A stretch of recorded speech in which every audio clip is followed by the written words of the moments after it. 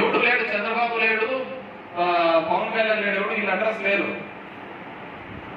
మన సొంత తల్లిదండ్రులు కూడా వాళ్ళు కూడా చావు బతుకుల మధ్య ఇబ్బంది పడతారని ఆలోచన చేసినప్పుడు జగన్మోహన్ రెడ్డి గారు పెట్టిన సచివాలయం మీ గడప గడపకు వచ్చి ఏమా మీకు జ్వరం వస్తుందా ఏమైందిమా చెప్పి కొత్తోడు ఎవడైనా వేరే ఊరు నుంచి వచ్చినా వీడు కొత్తోడు వేరే ఊరు నుంచి వచ్చినాడని చెప్పి వారికి చెక్ చేశారు. చేతికి పల్స్ మీటర్ 96 దాటితే అన్నారు. కొంతమంది చూసినాం. ఏ సందర్భం లేనప్పుడు ఒక నమ్మకాన్ని జగన్మోహన్ రెడ్డి ఇచ్చాడా లేదా మీరు ఆలోచించు. పరిస్థితిలో కూడా ఎక్కడే గాని కరోనా కంటే ఈ ఆకలి చావులు ఎక్కువైతాయనే ఉద్దేశంతో మన మగ్గం నడుస్తున్నా లేకున్నా గానీ జగన్మోహన్ రెడ్డి మగ్గం ఉన్న ప్రతి ఇంటికి 24,000 ఇచ్చాడా లేదా అని ఆలోచించారు. మన పిల్లల స్కూల్ మూసేసినారు, మన స్కూళ్లు తెరవకపోయినా గానీ అమ్మఒడి ద్వారా మనకు సాయం అందిందా లేదా చూసుకోండి. చేయూత ద్వారా మహిళలకు భరోసా ఇచ్చాడా లేదా చూసుకోండి. ఆసరా ద్వారా అండగా ఉన్నాడా లేదా అని ఆలోచించండి. ఈ రోజు మన స్కూల్లో ఉన్న స్కూల్ బడులు ఏ విధంగా ఉన్నాయో ఆలోచించుకోండి. గతంలో పేదవాళ్ళు కింద బండల మీద కూర్చొని చదువుకునే వాళ్ళు, వాళ్ళకి సరైన భోజనం ఉండేది కాదు, సరైన బట్టలు ఉండేవి కాదు. ఆ తల్లిదండ్రులు ఇబ్బంది పడే పరిస్థితిలోంచి కార్పొరేట్ స్కూళ్లకు ధీటుగా ప్రతి విద్యార్థులకు కూడా మంచి బట్టలు ఇచ్చినాడు, మంచి భోజనం కల్పించినాడు, స్కూల్లో వసతులు ఇచ్చినాడా లేదా అని ఆలోచించుకోండి. వాళ్ళు అదే విధంగా కాకుండా వాళ్ళకు మళ్ళీ ఇంగ్లీష్ మీడియం కూడా ఉండాలి అని చెప్పేసి తీసుకొని రావడం ఆ విధంగా చేశాడు. కాబట్టి ఈ రోజు దేశంలో కేరళ చదువులలో మొదట ఉండే స్థానం నుంచి ఆంధ్రప్రదేశ్ చదువులలో నెంబర్ 1 గా వచ్చిందా లేదా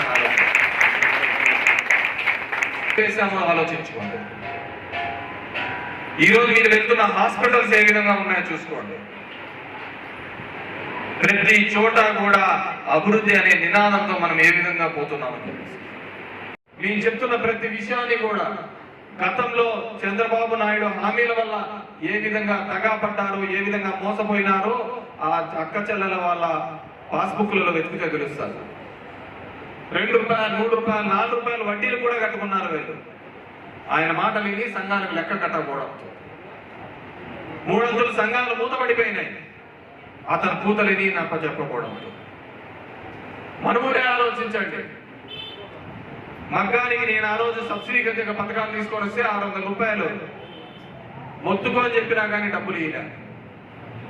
ధర్నా చేసినాం, రాస్తారోకాలు చేసినాం, ర్యాలీ చేశాం. చివరికి అప్పటి ప్రతిపక్ష నాయకుడుగా ముఖ్యమంత్రినే తీసుకొని వచ్చినాం. ముఖ్యమంత్రిని తీసుకొని వచ్చి ఇక్కడ మగ్గం ఉన్న ప్రతి ఇంటికి కూడా 24,000 రూపాయలు అందిస్తామని చెప్పేసి హామీ ఇవ్వడం జరిగింది. ఆ హామీ ప్రకారమే 5 ఏళ్లలో 1,21,000 రూపాయలు పడిందా లేదా మీ అకౌంట్లో చూసుకోండి. ఈ రోజు ధర్మవరంలో ఇల్లు లేని వాళ్ళందరికీ కూడా ఇల్లు కట్టించాలనే ఒక ఆలోచనతో 25,000 మందికి ఇంటి పట్టాలు ఇప్పించినామా లేదా? మా వాళ్ళు చెప్తారన్నా వాళ్ళు తెలుగుదేశంకి వచ్చింది నాన్న తెలుగుదేశం అంటే తెలుగుదేశం వారికి అర్హత ఉందా లేదా అనేది మనకు కావాలి.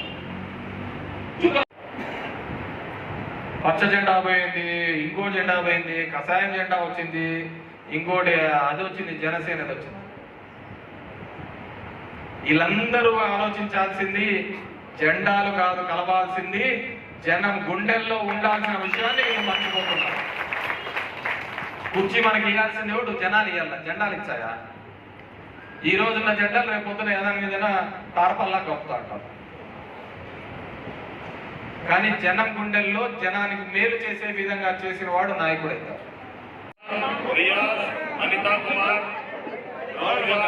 లక్ష్మీ ప్రసన్న, శంకరాచారి, అరుణాభాయ్, చంద్రకళ, శంకరయ్య, చాంద్ బాషా, శబానా, రేష్మా, రవితేజ, లక్ష్మణ, లక్ష్మీదేవి, కుమారమ్మ, నాగరాజు, రమేష్ బాబు, ఫయాజ్, రియాజ్, నాగేంద్రమ్మ, సుజాత, ఉమామహేశ్వరి, లోకనాథ్, రామకృష్ణ, ఎం ప్రసాద్, నెలకు